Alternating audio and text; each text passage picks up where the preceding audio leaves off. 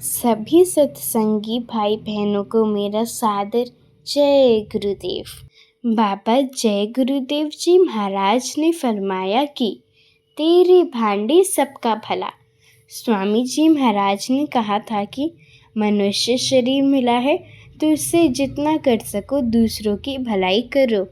अगर भलाई नहीं हो सकती तो दूसरों का बुरा भी मत चाहो। सोचो तो अच्छी बातें सोचो।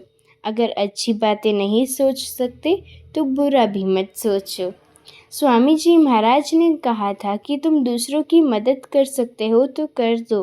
किसी को रोटी खिला सकते हो तो खिला दो।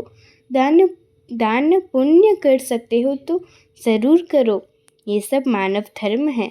मानव धर्म रहेगा तो दिल में दया रहेगी, सद्भावना रहेगी, अच्छे विचार बने रहेंगे। लेकिन मानव धर्म में जो भी कर्म आप करते हो उसका फल आपको मिलेगा, लेकिन आत्मफल नहीं मिलेगा।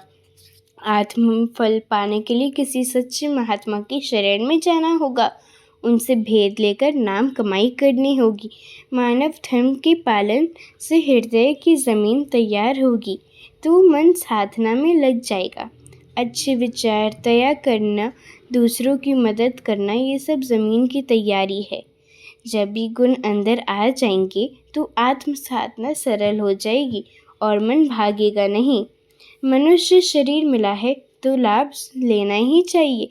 खाना पीना, सोना, संग्रह करना, ये सब तो पशु पक्षी भी करते हैं, लेकिन मनुष्य शरीर उत्तम माना गया है तो इसमें कुछ विशेष गुण तो है ही।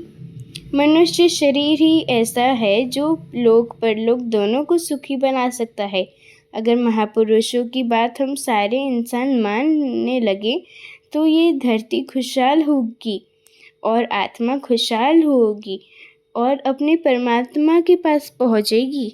स्वामी तुलसीदास जी ने कहा, तुलसी या संसार में 5 रतन है सार, साध संग सद्गुरु शरण, दया दीन उपकार। मानव धर्म रहेगा और भाग्य से सद्गुरु का शरण मिल गया तो मानव जीवन सफल हो जाएगा। महात्मा जी ने कहा है कि उसके उदाहरण वो अपने जीवन से पेश करते हैं। वो खुद दूसरों की भलाई में लगे रहते हैं, लोक में ज़रूरतमंदों की मदद करते हैं और परलोक में जीवात्मा को उसकी मंजिल पर पहुंचाते हैं। हमारा नज़रिया संकुचित है, इसलिए हम महापुरुषों को पहचान नहीं पाते और भ्रमित रहते हैं। जो चले गए उनका गुणगान करते हैं, पर इतिहास कहता है कि उनके समय में लोगों ने उनको बहुत परेशान किया, समय से फ़ायदा नहीं उठाया। पीछे यश गान होता है, इससे असली लाभ नहीं मिलता।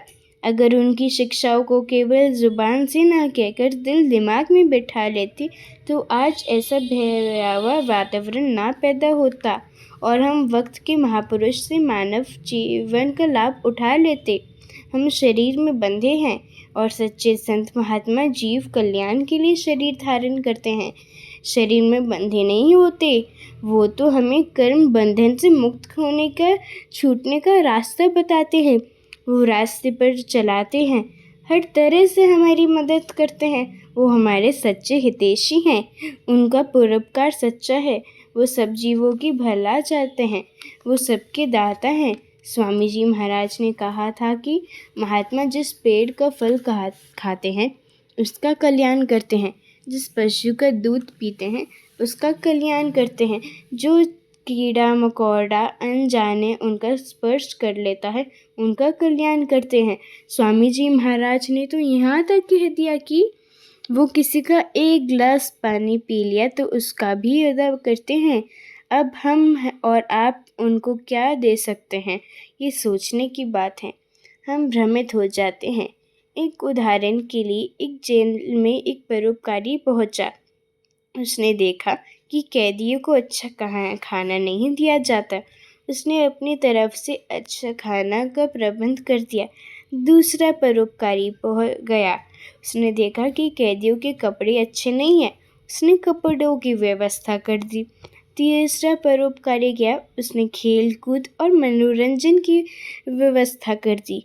चौथा परोपकारी शक्तिशाली था, वो गया और उसने कैदियों से पूछा कि तुम अपने घर जाना चाहते हो? तो सबने कहा कि हाँ। उसने कहा कि मैं 4 घंटे के लिए जेल का फाटक खोल देता हूँ। तुमको सजा की माफ़ी दिला दूंगा। तुम सब निकलकर अपने घर चले जाओ।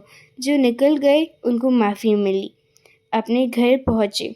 जो रह गए भ्रमित हो गए, वो कैदी के कैदी ही रह गए, क्योंकि 4 घंटे के बाद फाटक बंद हो गया। कहने का मतलब ये कि संत शरीर धारण करते हैं। जीवात्मा को काल कर्म के बंधन से छुड़ाने के लिए, गुनाहों की माफ़ी देने के लिए आते हैं। वो सच्चे परोपकारी होते हैं। वो शरीर ही धारण करते हैं परोपकार के लिए। तभी तो कबीर साहब ने कहा था, परमार्थ के कारणे साधुन धरा शरीर। स्वामी जी महाराज ने यह भी फरमाया कि साधन भजन में हिम्मत नहीं टूटना चाहिए। जोश खरोश के साथ पक्का इरादा आप करोगे तो ध्यान भजन बनेगा। उसमें मन साथ दे देगा, कहीं जाएगा नहीं, आलस में नहीं होगा। जिन प्रेमियों ने जोश खरोश के साथ वैरय भाव में साधन किया तो साधन बन गया। जोश खरोश नहीं, वैरय भाव नहीं तो मन भजन में नहीं लगेगा, पर दुनियादारी में तो लग जाएगा। झगड़ा अच्छा नहीं होता। झगड़े में बुद्धि काम नहीं करती। झगड़े की बुद्धि है तो बाप बेटे को घर से निकाल देता है, बेटा बाप को घर से निकाल देता है, पति पत्नी लड़ जाते हैं। आप यहाँ पर देखिए, मंदिर में बच्चे सेवा करते हैं तो देखने वाले की जुबान से क्या बात निकलती है कि यहाँ पर जैसे देवता सेवा कर रहे हैं। यहाँ पर सब उत्साह और भाव से में काम कर रहे हैं। चोरी होने लगे तो घर खत्म हो जाता है, देश खत्म हो जाता है। इसलिए आप मेहनत और ईमानदारी से काम में लगे रहो। देखा देखी सेवा भाव भक्ति और भजन होता है। उत्साह से लगन से काम होगा तो बड़ा काम भी चुटकियों में हो जाएगा।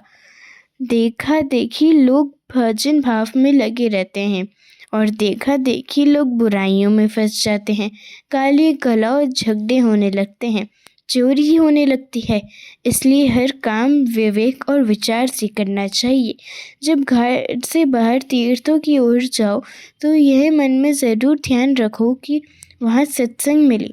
सत्संग ही असली चीज़ आपको देगा जो आप चाहते हो। किताबें तो आप घर में भी पढ़ सकते हो और पढ़ते भी हो, पर तीर्थ में जाओ तो यह भावना पक्की करके घर से निकलो कि वहाँ सत्संग मिले, और भाग्य से सत्संग मिले तो ध्यान से सुनो, गुन और गाओ। तुम तीर्थ में गए, नहा धो लिया, घूम कर देख लिया और घर वापस आ गए तो कुछ नहीं मिलेगा। इसलिए कहीं भी जाओ तो ये भावना पक्की करके जाओ कि तुमको महापुरुष के वचन सुनने को मिले। जय गुरुदेव।